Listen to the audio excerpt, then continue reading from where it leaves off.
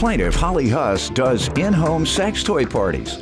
And after she and the defendant became friends, the defendant wanted to sell sex toys too. Holly claims the two of them went to Las Vegas for a sex toy convention, but she was forced to pay the defendant's way, so Holly's suing to get her money back. Defendant Catherine Dahl says Holly is a belligerent drunk who went home with a random guy on their first night in Vegas and then called Catherine 20 minutes later, not knowing where she was.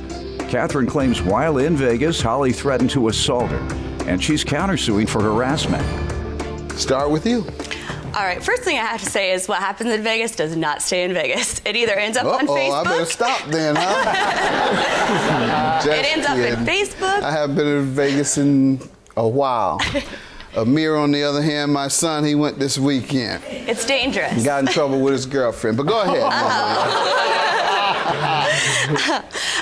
Yeah, it definitely doesn't stay in Vegas. So I actually met the defendant through a mutual friend. We hit it off. We were really good friends. We went out a lot, had a lot of fun. November of this last year, I hosted a party for her. I actually do in-home parties. I sell sex toys and all kinds of fun stuff. So I did a party for her. She was really interested in the business, wanted to join my team. Got the money together, and she ended up joining my team. Shortly after, she... what does that entail, joining the team? Leave that alone. I had the same curiosity, but go ahead. She wanted to start selling as well, so shortly after, she decided that was something she wanted to do. Avon situation. Yeah, kind of like that, except it's fun adult toy products. All right, so she decided she was going to join the team. Shortly after, I was actually planning my trip to Vegas. We go to Vegas once a year for a convention for the sex toys. The headquarters is in Vegas, so it's always out there. This year, I wanted to go out, have a little fun. The year before, I didn't have any free time.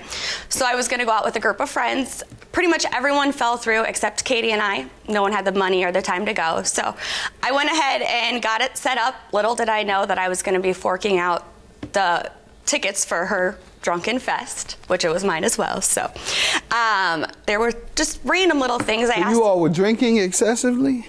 We were drinking. We were also learning. You were drinking a lot and carrying around sex toys. Wow. We were drunk with a purse full of sex toys. Did you see them, Amir?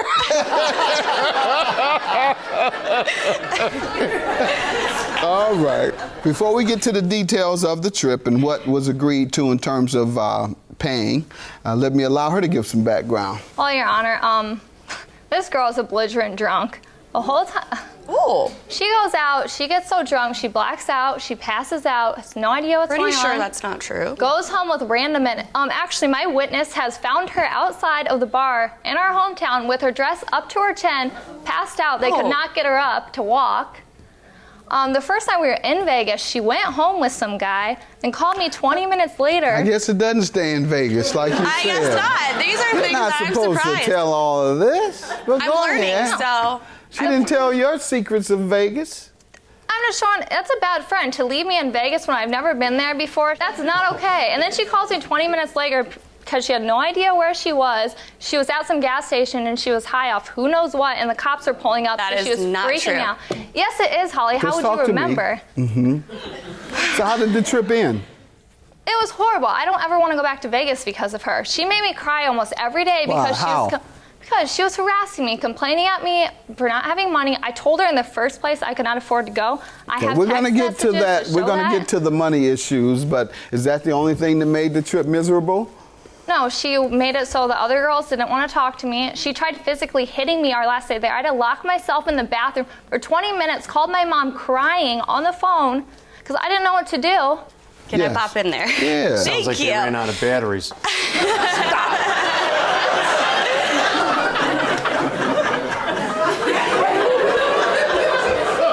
Go ahead.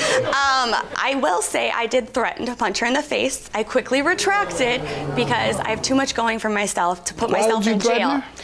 If someone owed you a bunch of money and you asked to borrow a couple dollars to tip the bellman for taking your bags outside and they refused, I didn't have cash on me. Angry. I was upset. What about her having to go into the bathroom and crying? Not true.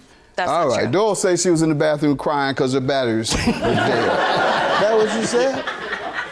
I believe you, man. I was very upset, and I did threaten to punch her, and like I said, I retracted it. There's no need to go to jail for something Let's get to the airfare and the hotel room you're suing her for. Okay. I do have all the receipts here. Basically, I'm asking for her part of the airfare, which was $298. Tell me the agreement. I have all the Facebook messages asking me to put it on my credit card and then saying she was going to pay me back as soon as she got her taxes. I have the Facebook messages saying that she filed and that she would get me the money as soon as she got it back. So I gave her a total before baggage and everything like that. It was $298 for the airfare and then $100 for the baggage. We stayed in 2 different hotels. I broke it down. Basically, she did give me $50 cash before we left for Vegas, and then she paid cash at one of the hotels. Now, did you know she wasn't going to be able to afford it in the near future? Before we left, she had said she didn't know if she could go out there and have the money, but I had already booked everything, and she said she'd be fine. You booked it on what pretense? That she would have it? I booked it back in January, and she said she was going to be getting her taxes done then. Gotcha. All right. And then she was supposed to have it before we left for Vegas. She didn't Okay, get it. let me see what you have there. Okay. And when was the last time you all discussed it? I texted her after we got back on the 23rd of March to see if she had the money. I didn't get a response. I texted her again on the 25th and just said, you know, if I don't hear from you, I'm going to go ahead and file a small claims because I had to take out a loan when I got back to pay the money that I was supposed to have. She said that she was not going to pay me because I threatened to beat her up every time I seen her. Let me hear from her, ma'am. Okay. She did put the stuff on her credit card. I told her I would pay her back when I received my taxes. I did not receive my tax refund until a week after we got back. I gave her $70 cash before we left. I paid the $120 towards the hotel when we were there because it was not paid for like she had told me. Then between drinks, food, makeup, I bought her. I have the receipts for all of it. That came up to $243. Let me tell you what she's suing you for. Airfare, hotel room, and baggage fee. What's your defense to not paying what you agreed to pay? When she had texted me the 25th asking if she could get the money, or saying she was going to file the claim, I said, I'm not going to give you the $550 you want, but I'll give you the money I owe you. And no, I'm not going to meet you when you're alone because you try to fight me every time I see you. I'm not going to deal with it. And I said I would not try to fight her. All right. All I Your wanted was my money. counterclaim for harassment is for $500? Yes, it is. What does she do? While we were there, she was threatening me. She made me cry almost every night, making me feel horrible not having money to spend. When I told her in the first place I didn't have the money to, I called my dad, who I haven't spoken to in 2 years, and had him send me money to try and pay for stuff. You have statements or a witness that can back up your allegations of harassment and the type of harassment you experienced? Yes, What's I funny do. is her witness is who I talked to the entire time. State your name. My name's Heather Rowe. What do you want to tell me? While they were in Vegas, first off, I witnessed Katie pay her $70 before they even went to Vegas. As far as the harassment goes, the entire time that they were out there, I watched Holly post numerous times on Facebook about how horrible of a trip it was, terrible things about Katie. And then she called me multiple times. It's funny that you were the one saying she was... She called me multiple times the last couple days while she was there, telling me, Holly called me multiple times while I was at work, stating that she had just threatened Katie, attempted to hit her. She called me, she was going to leave her in Vegas. She was extremely paranoid that she was going to have assault charges because she had attempted to hit Katie while Katie was on the phone with her mom, who works at the sheriff's department back home. I retracted it immediately. Like I said, I have too much going to actually hit someone. She gives credibility to the things she's saying. Quite frankly, she seems like a young lady that unfortunately people might try to push around. I have my witnesses. I'm not going to let you get away with it. Sorry.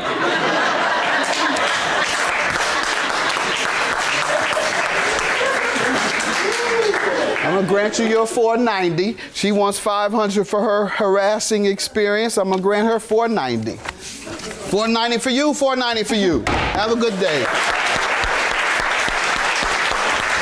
It's not lies. I find Heather, that you supported me the whole time and said she was a dumb supported and you. now you're standing behind her. KP called me the day we left and told me how much bull you were pulling and how it was ridiculous. Oh, that's funny because she was standing next to me at the bar every time that Heather was calling her. But it's cool. It's cool.